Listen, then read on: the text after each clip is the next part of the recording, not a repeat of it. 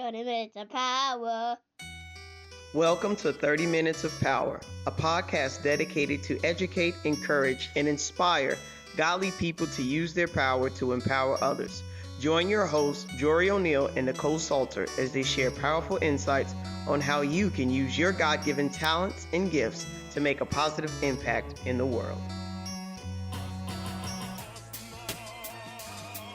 Welcome back to another lovely episode of 30 Minutes of Power, where we explore the minds of people building unconventional careers with purpose, clarity, and a touch of nerdy flair. Today's guest is someone who's not just talking about work-life freedom. He's building it, one smart system at a time. Damien Schreurs is the host of Macpreneur, an IT consultant and solopreneur who went from long corporate career to running his own lean, efficient business with the help of some clever automation and a good old Mac and a whole lot of intention. Damien, welcome to the show, brother. Thank you for having me, Joey. You're very welcome. So I want to start at the beginning. You had a full corporate career, but something in you knew that solopreneurship was inevitable. What was that pull that you felt, and how did you finally say it's time? Yeah, so the idea of becoming one day my own boss was very dated from university, right? It's a very long time ago for me. And I was in an entrepreneurship class last year of engineering school. And I was like, that sounds interesting. Now, when you are in a train running at 200 miles an hour, it's difficult to stop. So I went along with my engineering career, and actually I almost had my dream job because I was working, I was a simulation engineer, tire simulation engineer. So I was working on computers, simulating how tires behave. I was coding a lot. I really like coding. It's a bit of a pastime for me. And so that was just in the back of my mind. No, but not so back, because when I immediately started working for that very large company, it was actually a US company that had an R&D center in Luxembourg, where I'm living. 2 years in, I asked them if I could do a master in management because I wanted to learn the behind the scenes of actually running a business. And so I had two options. They could sponsor me, but then I would have to basically, reimburse somehow their investment, or I would pay by myself, which is what I did in the end. And they were gracious because I could leave work at 4 p.m., drive 200 miles back and forth to go three times a week to go for any evening classes. It was 2 evening classes plus Saturday morning. And then it took 2 years to do that. And I had a good understanding of what it meant to have a business, but I didn't have ideas, and I didn't feel ready. And basically I was also enjoying my work. So there was no urgency for me to do anything. And then fast forward a few years, I met my wife, and then we had our first child. And that's that's a much bigger incentive, right? When she was born, I said to myself, she needs to see both sides of the coin, right? My wife is working she's a European Union, how do we say, civil servant, right? And I was working in the industry, in the private sector, but I wanted somehow also that my children would be exposed to entrepreneurship, because maybe I wanted to redo something, because my mother was a podologist, Okay. Is it, yes, the correct word? Yes. So she was self-employed. And then my dad was actually a bus driver and a coach driver working for an employer. So I always had both sides when I grew up. And yeah, so that was this one of the reasons, right? Why I wanted to show my children the two sides of earning money, but also, and I was very heavy on that thing, but also very frustrated with my employer, was the work-life balance, the ability to work from home from time to time, or to have much more flexible hours.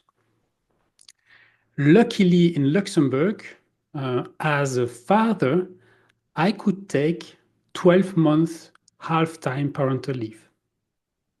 Yes. So I was working 2.5 days a week. So I was still there. I could see, and actually, while I was doing that, this parental leave, I made a change, a career change, which was very good because I was there. I could see the opportunities, the internal opportunities.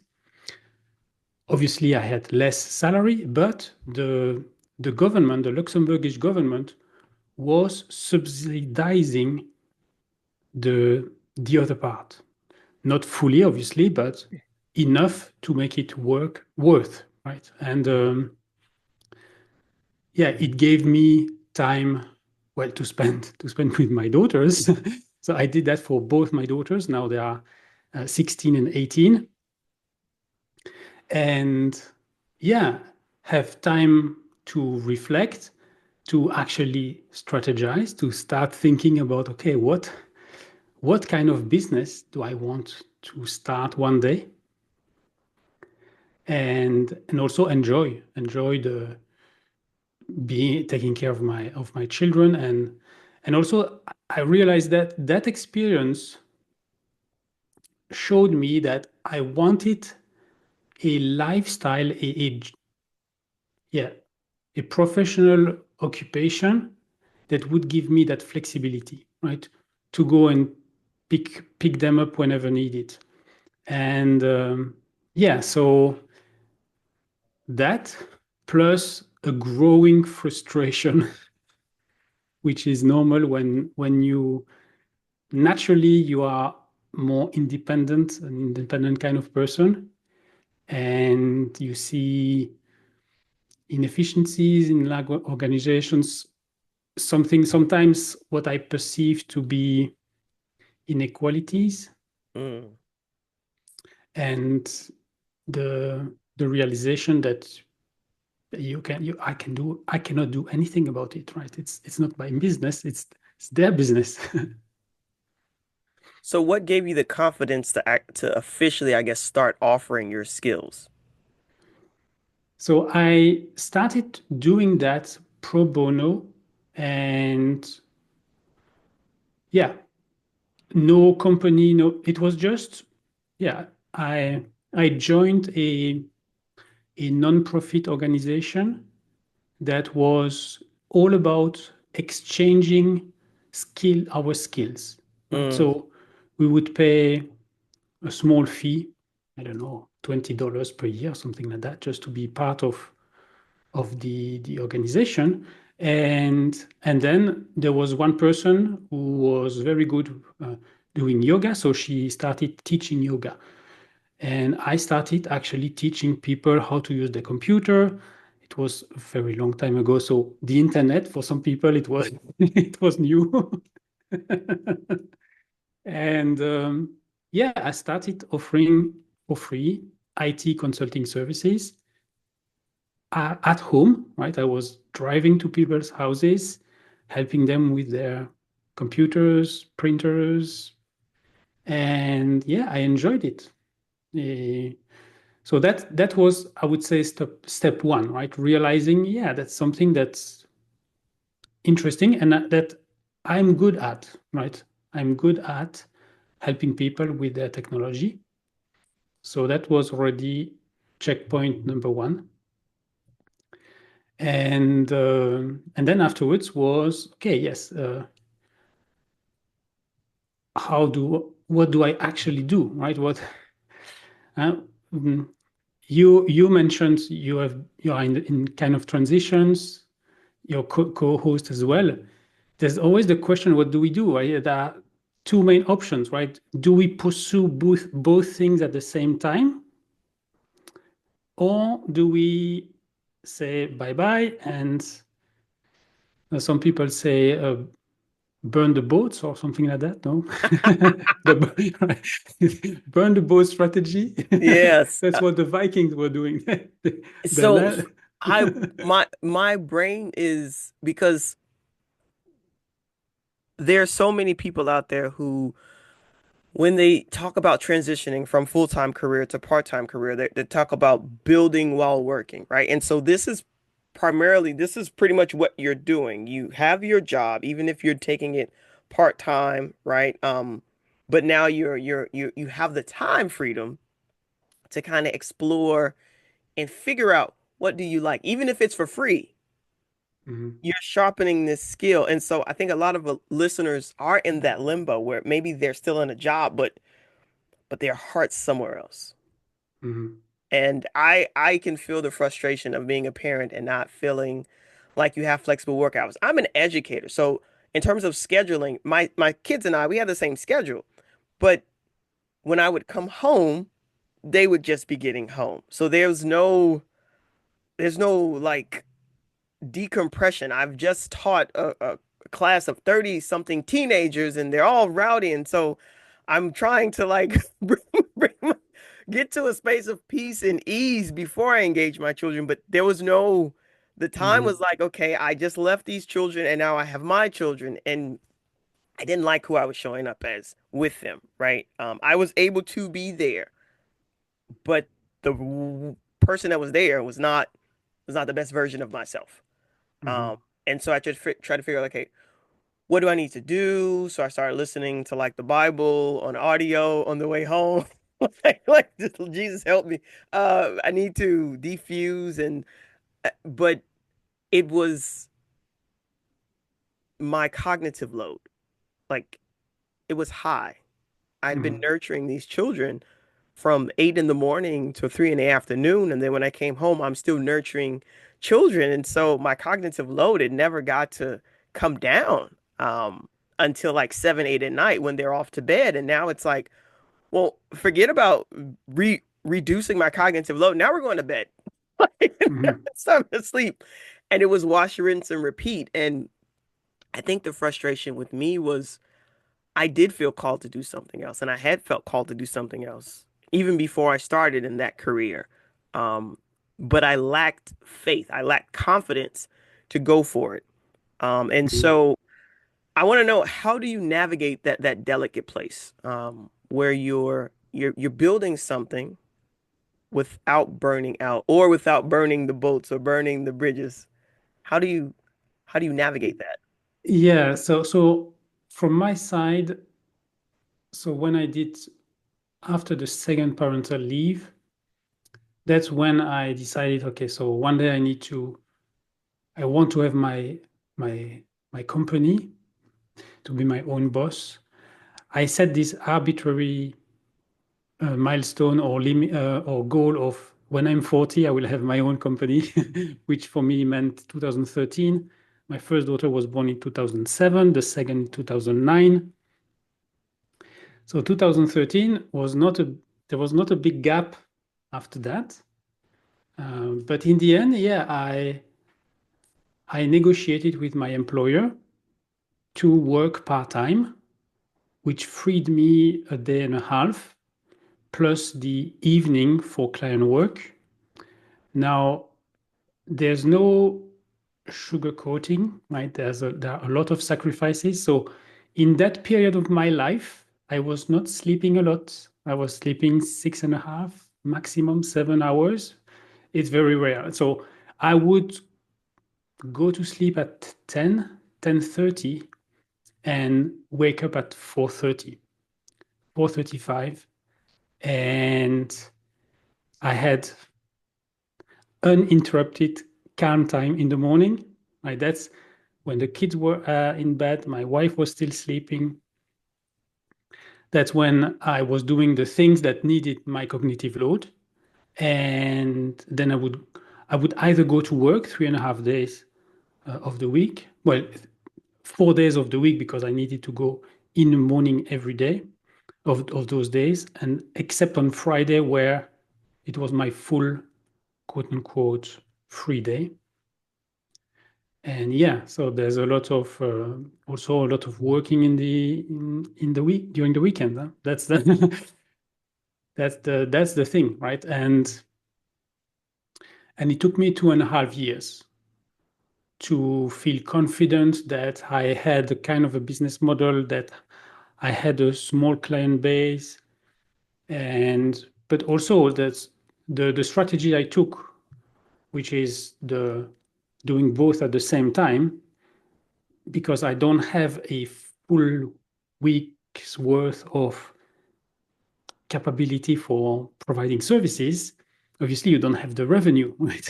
It's impossible to match, or yes, it's not impossible, but it was very difficult for me to match the level of income that I had from my 9 to 5. And so at one point, I decided to shift my goal. My goal was to match my salary. And it took me a year and a half, yeah, about a year to realize that it would not happen, or it would happen, but it would take years and years and years. And so I've decided to shift the goal, which became have enough money on the side to sustain me and pay all the bills for 18 months. I Mm. gave myself this, I need 18 months worth of expenses in the bank. And in the end, it sustained me more than 2 years, actually. So I Wow. was I was able to actually reduce further the expenses, my personal expenses, and we worked also on the finance side of the family budget as well. And yeah, so but yeah, that's that's the drawback of doing two things at the same time. I There's so much alignment with the route that you took. I mean, I think that's probably what stood out to me most in terms of like looking at your bio, taking the structure of putting money to the side in order to like you have responsibilities. You can't like, people are like, "Oh, just leave and trust and have faith." And I'm like, "Listen, I got all the faith I want to. The mortgage man still gonna come.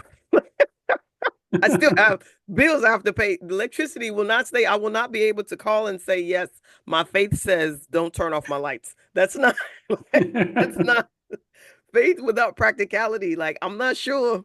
It's not in the scriptures, but I think you need there's practical wisdom and then there's faith. And I think what what people don't talk about is that time of sacrifice, right? The hard pass.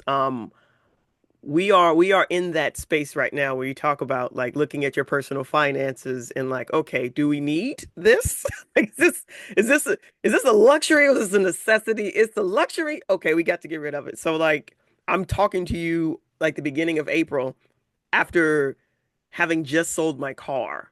Like I'm like, okay, I work from home now. Mhm. Do I need a car? Is it necessary? And so it's like, no, okay, well, what does that look like? And then like I've been in education for 22 years. I'm like, surely someone wants to pay off my loans. Someone in this country, please. And sure enough, there was. And so I had did some research and I found them. And so now my student loans are paid off. But you're talking about like that's $1,000 a month on the car Mhm. insurance, on the car note, the student loans. Like that's $1,000 just from making it intentional, right? Like, and I think Mhm. intentionality is the part that I gather most from what you just shared. Like, you were intentional about joining this community where you got to explore the things that you were interested in. You got to serve Mhm. people for free. And that led to you eventually. And so I want to hear like you have this small clientele. Are you running this business solely as a solopreneur even till today, or do you have a VA? Do you have employees? Like, do you have other people in the tech side? I want to get into like what you specifically do because I want people to go and listen to your podcast, Macpreneur, because there are a lot of folks who swear by Apple. They swear by Macintosh. They love them some Apple products on their phones, computers, and so they are entrepreneurs and they're like, okay, well, how do I do this most efficiently? And I think your podcast is an incredible resource for that to happen. But I want people to understand like what you do and kind of like the business model you have now. So are you still officially a solopreneur or do you have some staff under you? Yeah, no, I'm still solopreneur. So my business turned 12.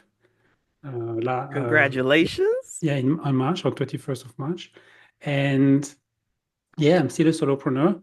I had for a few months a freelancer who helped me with some social media stuff and my blog. But then then I stopped that. And yeah, no, I'm on my own and I'm able to not feel too much pressure because actually I first of all I think the Mac platform is much more suited towards efficiency and automation. And again, automation for me is the key. I have so many tools on my Mac and also that runs on the web that automate stuff left and right. That yeah, the only thing that I have not fully automated and actually that I've outsourced is the accounting side of things, right? So that's the first, and that's maybe my only big expense as a terms of people that I pay outside of my company for taking care of that. So from day one, I had an accountant,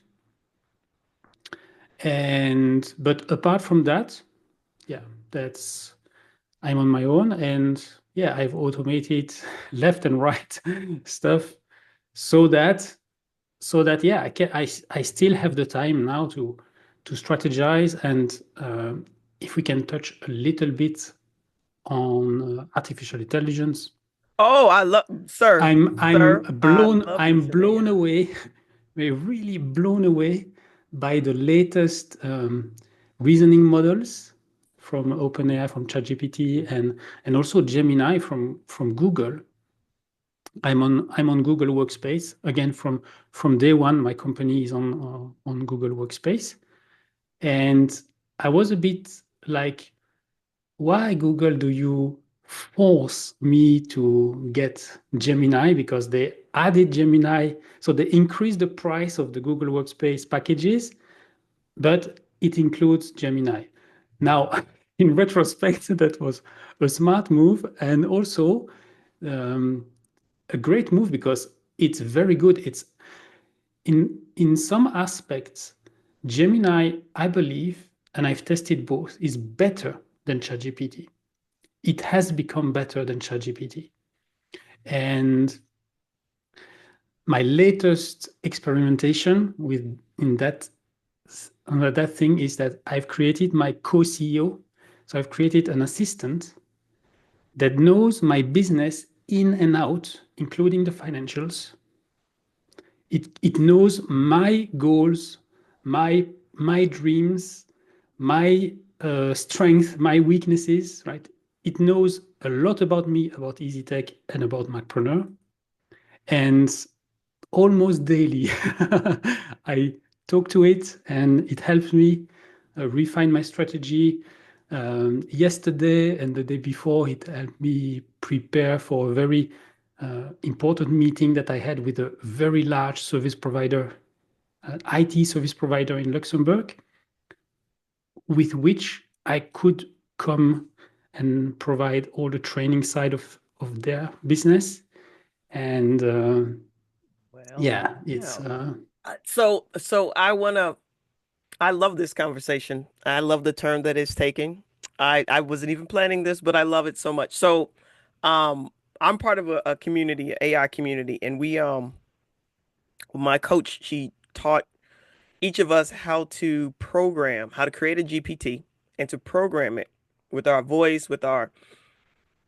And so when I was explaining to my friend, I recorded the session that I had with my GPT um, on chat, on a chat platform, OpenAI. And she was like, "Who were you talking to? And why did you send me your conversation? Does that person know you're recording?" I said that was Chat GPT, and she says, "No, that wasn't." Like, yes, it was. We had an out loud conversation because similar to you, I've been approached by a couple of different organizations to partner with them. And so I'm like thinking through like what does that mean for my business, right? Does it mean I have less time to spend in my business? Can my business meld into this business? Like, what is my counter offer? And so I'm talking to Chat GPT because I've already programmed, I've built my system, I've built my entire business, I'm gonna be honest with you, from having dialogue with ChatGPT, telling me, okay, what price points are best in the market, which services are probably the most beneficial to offer at it. Like it's absolutely phenomenal. And when you said I've trained my COO, I was like, please tell me it's AI. Please tell me. And then he told me it was AI. And I'm like, yes. So I have to know. You are an expert in this area because you code. I don't code. Um, so that's one thing I'm not sure if I want to get into too much, but for the business owner who's feeling absolutely overwhelmed by all of the tools out there. Because once AI came, now there's, oh, get this, and it does your social media, get Opus Clips, get like all these different platforms. What do you believe, in your opinion, is one area of the solopreneur's workflow that is begging to be automated?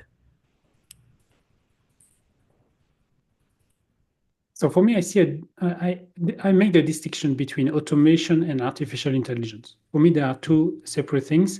Unfortunately, a lot of people um, claim to be AI experts, but what they offer is automation services. And yes, there's a little bit of AI in the mix, but that's for me the low-hanging fruit today for a solopreneur is not artificial intelligence. It is having processes, documented processes, knowing exactly what's happening between when we do things, how we do them, and then find a way to optimize those processes. And so first we need to document. Second, actually, I have a framework, right, which is eliminate first and then automate, right? It's stupid to automate something that should not even be done, right? So document, eliminate, automate. And what you cannot automate, then you could delegate. And until very recently, the only way to delegate was with a human. Yeah. But nowadays, we can start delegating tasks to AI systems. And that's how I see how AI fits with automation. But automation, you don't need AI for that. There is a great tool called Zapier, PIER. Zapier. Yeah. And it works cross web services. It's a platform agnostic, so it doesn't matter if you have a Mac or PC or Linux, doesn't matter. And that's already a good starting point to reduce a lot of repetitive tasks that AI cannot take care of. I wanted to come back to what one thing you did. My co-CEO did not require coding skills. Mm-hmm. So if you go to, and the listeners, if you go to smarterx.ai, it's a website and actually a training organization that is run by the host of the podcast, the Marketing AI Institute podcast. He's called Paul Reitzer. And he has come up with this co-CEO concept. It's a prompt. You can copy paste the prompt from the website. Mm. The only thing you need to do is customize the prompt, right? Because it's a very generic prompt. You have You to have to put in put, your business yes, and yep. exactly. Information about you, about your business, your ideal customer avatar, your services, financial information, what you're comfortable providing. And then it doesn't matter, right? It doesn't matter if it's ChatGPT, Gemini, Copilot, Claude. It's the instruction, the set of instructions plus the accompanying document. So I provided my entire training catalog, right? I extracted, I went on LinkedIn and I converted my profile into a PDF. You can export your own profile as PDF. I created a document that has all the tools and the web services that I use in my business. It knows that my website, my EasyTech website, is on Squarespace. It knows which version, it knows which theme. It knows that Macpreneur is on WordPress. It knows everything about my website, right? And so whenever I have a question or whenever we brainstorm ideas, it knows exactly what to suggest, right? Because I gave all the information that it needs to help me. I love that. So you've been creating consistent content and hosting a podcast. You just mentioned almost like just by the way, do you know that your framework acronym is dead? I don't know if you know that. No. I don't know if you know that. I was like, so part of my superpower is having ADHD and OCD simultaneously. So whenever someone throws out words, I visually see them, and then I create like a shortcut to remember it. And I was like, okay, document, eliminate, automate, delegate. That's dead. I was just That's not a good acronym. It's but not, it won't I sell. think it's great. Listen, there's so many ways to spin that. Be honest with you, Yes. that's If you don't want to be dead in the water. literally, that's exactly what I'm thinking. Like, here is a framework that's going to help you not become a dead business, right? Because so Yes. many people start their business and then by year three, their businesses are dead. Mhm. And so, how do we ensure that there's life in your business, right? So, I listen. We have to have a side conversation because there's so many things running in my head, but I need to know like what's your secret sauce to showing up regularly without burning out because you have a lot of content. Mhm. It's, it's it's back to systems and processes, right? It's if you don't have a system, if every time you want to create a piece of content, whether it's a blog post or a podcast episode, or you don't already have the topic, right? You didn't brainstorm topics in advance. That's already a big hurdle. And then even if you have the topic, if you don't have a process, a documented process about how to do things, you will reinvent the wheel. And yeah, so for me, that's the consistency part of it. Or let's say one component of being consistent is to have this process, and then obviously once you have the process, then you can start optimizing it and start seeing where you can automate stuff, eliminate and automate.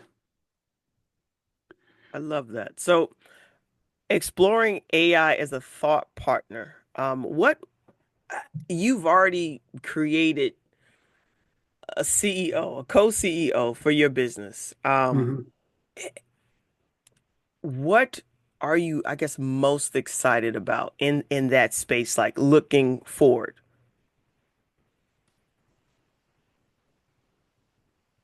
It's it's actually the return on investment on those tools is mind-boggling, mind-boggling. Right?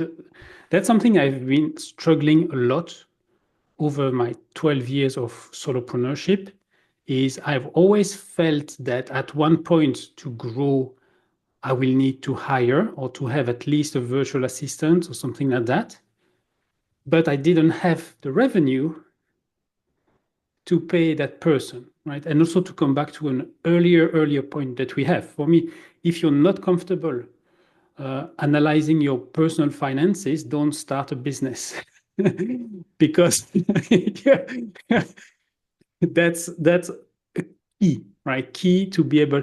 And so in my book, right, I if I hire a virtual assistant, the same way that when I jumped into entrepreneurship, I wanted 18 months of worth of expenses. I want at least 6 months of the salary of that person Mm, in the bank, right? If I can't achieve that, of that money set aside in my budget, right? Because I don't want to hire someone and then to have to let that person go, yeah. right? That's cruel for me. And so what excites me is now the prospect that maybe I don't need to hire a virtual assistant even in the next couple of years because I'm starting to outsource tasks. So part of my process, I'm starting to outsource them to AI systems. So it's automation, but automation that combines AI as well. Because what it is something we couldn't do before, and now we can start doing it. And in a few years' time, so for instance, yeah, you publish on YouTube, right? So to publish a video, YouTube, there are a lot of clicks. Upload the video, choose the thumbnail, and now you have to say no, there is, oh yes, it's commercial, or no, Yes, it's not no for children. commercial. Children, no children. And it's, I don't know how many, I haven't counted them, but at least 20 clicks, 30 clicks, I don't know. And it's a chore to publish on YouTube. But I'm pretty sure in a couple of months or years, there will be an AI system that you will train. You will say you click there, then there, then there. Um, Look for a file that is named like this, not the exact name because every episode is different. But and yeah, the AI system, I'm pretty sure, will be able to do these manual operations. Mm, And so yeah, starting to outsource those kind of tasks to AI system. I love that. So if you had to go back and give advice to the version of you who was just about to ask your boss permission to work part-time, what would you say to that Damien?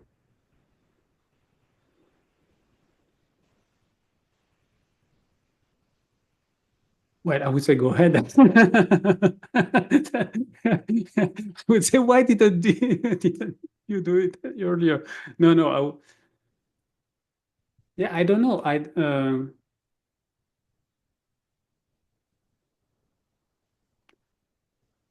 I always regretted not having pushed them towards a half time. Right? We agreed on a 70% part time, which was 3.5 days per week. So yeah, if I had worked half time, I would have a day more. So yeah, but you never know. You can't rewrite history. It's true. Yeah. Damien, thank you so much. I want to thank you. Huge thank you for dropping so much wisdom and insight because you said smarterx.ai. Yeah, smarterx.ai is the company of Paul Reutzer. Yeah. Yeah, I'm going to And go there right after this podcast episode is finished and just play because I'm like, I have so many prompts. And one of the things is the ideal client handbook. My coach, she's programmed in AI. If you upload your avatar, you upload your business model, you upload like, what you offer, your prices, everything that the AI kind of sifts through it and it creates this like almost 30-page document of your ideal client, where they hang out, their demographics, their psychographics, their all the things. And it's pretty spot on. I've tried it with like different businesses that I've started in the past, and pain points. I mean, what keeps them up at night? All those things that they tell you to go when you start a business and go ask 20 people all these questions.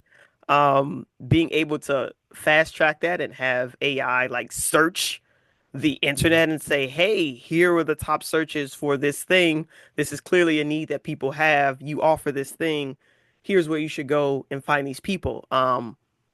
That's not what's happening. People are still doing it person by person by person by person. So I see that as a space where AI definitely should be utilized, because that's what it's there for. Like, you're going to end up with the same information, but it comes along much faster. So I want to thank you for just spending time with us, for reminding us that the right mindsets and systems, right, that they're both needed and necessary, and that being a little tech savvy can help buy our time back and build a life that works for you. So where can folks find you? I definitely want to shout out and put in the show notes, Macpreneur podcast. Yeah, so macpreneur.com is the website. You will find all the episodes there. You can find them by season. Season 6 actually at the moment it's the interview season. But before that, I had Mac productivity, systems automation. I had security. I had actually a whole season on artificial intelligence as well. And otherwise, I am at Macpreneur FM on socials and also on YouTube. If you search at Macpreneur FM, you will find me. Do not search for Macpreneur, because there's somebody else who's quoted the Macpreneur handle, but at Macpreneur FM was something that I could get on all social platforms. Amen. Thank you so much, Damien, just again for blessing us with your time. Until next time, people, be an empowered person using your particular power to go out there and empower others. Peace. Thank you for tuning in to 30 Minutes of Power. We hope you found today's episode informative and inspiring. To stay connected with us and continue the conversation, follow us on Instagram at 30 Minutes of Power, or email us at azironsharpensiron@gmail.com. Don't forget to visit our website at azisi.org to learn more about our mission and how you can get involved. Remember, your power can make a difference in the world. Let's be folks out there using our power to empower others. 30 minutes of power.